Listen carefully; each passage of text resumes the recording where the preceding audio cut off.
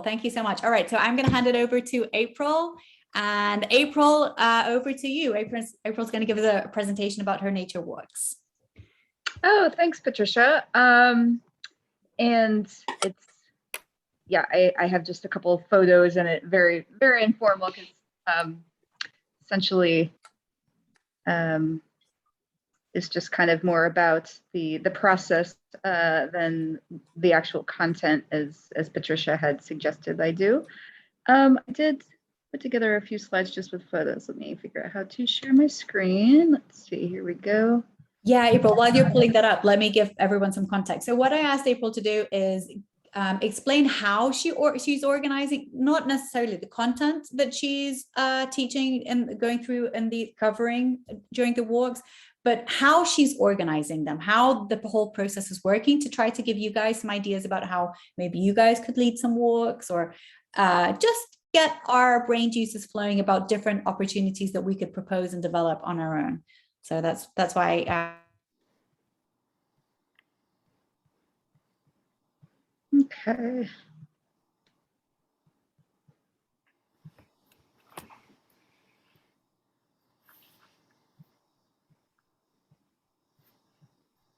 Trying to move this bar so I can actually do.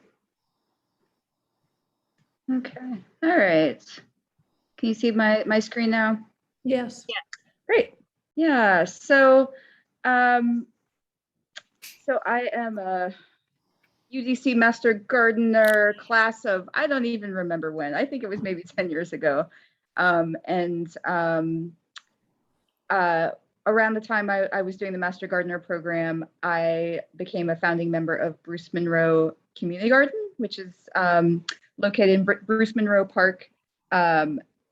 We're kind of just north of Howard in the Parkview neighborhood, if anyone's familiar with that, in Ward 1. And so what our garden is about, obviously we are growing food for the community. We have a number of shared plots where anyone can kind of come and graze on greens and herbs and other things. We also have some fruit and nut trees and berry brambles and other things. And then we also have plots that people are able to rent for the season and grow their own food. And this is in an open garden. It's open from dusk to dawn every day, essentially. So one of my passions personally is wild edible plants and fungi and what I'm calling alternative garden eats, including weeds. And our garden is just a magnificent place for all of those things, essentially, other than the mushrooms. That's kind of elsewhere. And so I started putting together, some of these walks to serve a dual purpose, really to get people to the garden, because a lot of folks don't necessarily know that we're there. We're kind of tucked in the back of this well-frequented park, but it's not something that you're not necessarily going to notice from the street. And then, again, to really kind of share my knowledge cultivated about, all of these delicious, nutritious weeds and parts of plants that we may cultivate, but not think to eat, like sweet potato vines and other things. So, and I have just a couple of photos I've put together from the garden of some of the edibles that I talk about, which all of these things are right in our, in and around our garden plots.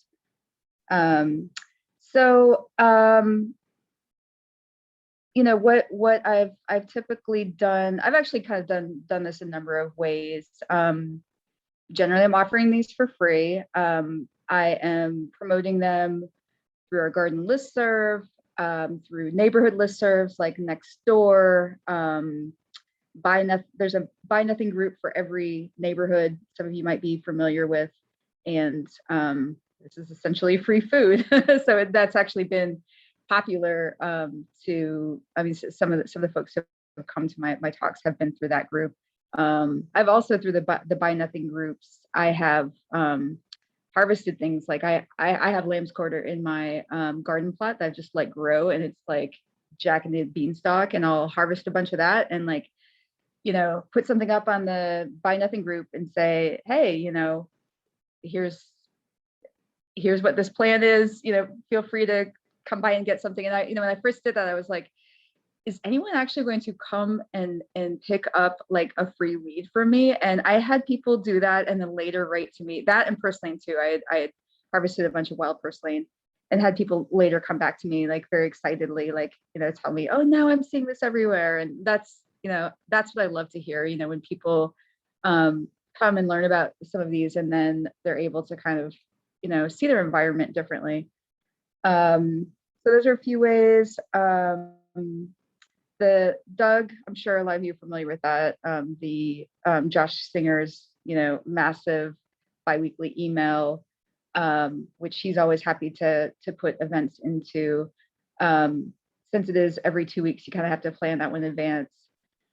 And there are other event listings I haven't bothered with, but 730 DC is one that's come on my radar recently. I mean, I think even Eventbrite, I've organized other types of workshops and including paid workshops for other things that I've been surprised to find that people actually discover events through Eventbrite that haven't been steered directly to the link. In addition to the in-person walks, I've done virtual walks too. For example, like at the beginning of the pandemic, there's an organization I was involved with called Knowledge Commons DC, which does, you know, free locally led, you know, workshops and one-off classes of various kinds. It's kind of been on hiatus for a while, but I offered something kind of on urban foraging that we hosted on Instagram Live. We had people RSVP for it, just so that we could, you know, send them a reminder and be able to get in touch with them afterwards. And I was surprised to have like over 100 people tune in live for, you know, a live Instagram event, which can be really hard to get people, but it just kind of showed the appetite for that. And in that case too, because it was virtual, you know, had people from all over. So, you know, that's sort of the, you know, there's a lot more you can do in person, but at the same time, when you find a way to kind of pivot to something virtual, you can potentially reach a lot more people. And with that, the format was essentially, you know, me and my iPhone going from the bottom of my block to the top of the block and just talking about everything that I found en route. And there was, you know, it was, I went over an hour just talking about the things that I did find on my block and didn't even make it to the top of the block to talk about everything. So I think that kind of like really opens people's eyes to not just do this in a, you know, cultivated garden, but just, you know, an everyday urban street. You know, I've also Rooting DC. A lot of you are probably familiar with that. I know they had a different format this year and it was a little more truncated, but I have sort of a, you know, a more PowerPoint style presentation of some of these plants I've done that way. I also, this is a little bit tangential, but I also have been doing some paid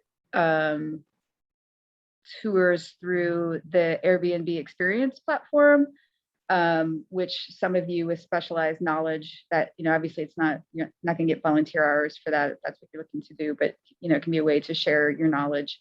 And that essentially, they're like locally led tours that, you know, folks put together on, you know, a really wide, you know, variety of topics and types of experiences.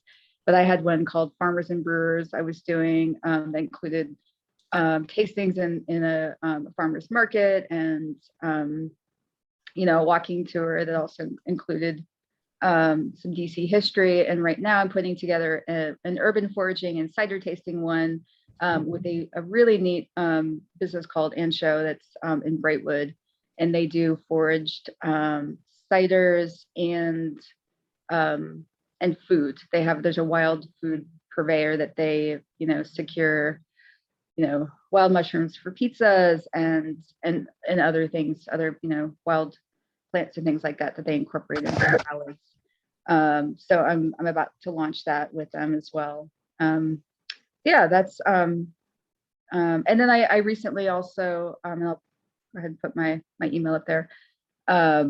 Started a little newsletter. I've only put out one so far, but having kind of acquired lots of email addresses for people interested in this type of thing from leading all these, kind of put everyone together, a listserv, not a listserv, I'm sorry, a mailing list through MailChimp, to just kind of do an occasional, like, here's what I'm, finding and cooking and doing, and I'm just kind of, and sharing resources, that sort of thing. So to bring it back to our garden, I would say that we still struggle to effectively reach people in the neighborhood who are, most in need and might be most interested in, what we have to offer. And some of those folks are just not on those kind of neighborhood platforms. But I feel like, the more of these types of things that you do, word gets around. So yeah, that's pretty much all I have to share. And welcome, if anyone has any questions, I'm welcome to take them, or discussion. What is that park part of DPR? It is, yep. Would DPR allow you to put signs up letting about your particular programs? Well, so, and we sort of, it's DPR land, but and we part of the compost cooperative and all of that, but we sort of manage it ourselves. So, we have signage in Spanish and English, and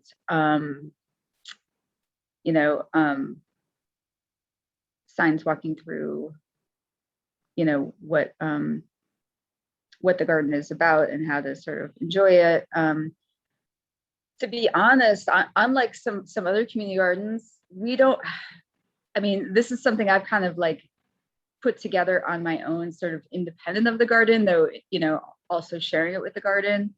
And the garden itself, we don't really have ongoing programming per se. So I have found, I don't know that actually the signage that we put up has always been very effective. Like, we've tried to have things at different entry points, and I feel like people are just so drawn into the beauty of the garden that they don't stop to read anything. Is there a recreation center associated with the park? I'm sorry, a what center?